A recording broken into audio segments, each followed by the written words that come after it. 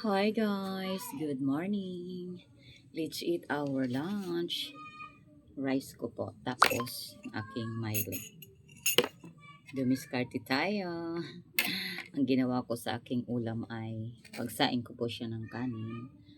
Yung aking sinalang na kanin ay habang kumukulo siya ay nagbutas ako ng ng baso, yung tubig ng baso. Tapos binutasan ko siya ngayon. Binasag ko siya doon sa loob ng kaldero para doon na lang siya maluto.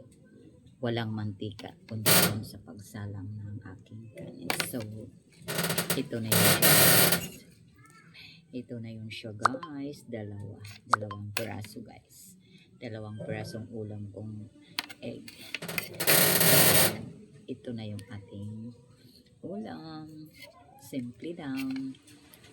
Hindi tayo gumamit ng mantika para tipid tayo sa gastos. So, pwede naman ganito. Diskarte lang, diba? So, let's eat guys. Thank you for watching. Ang ulam ko ay dalawang egg. Lunch ko na to. So, tara, kain tayo guys. Thank you. Bye-bye. Thank you for watching.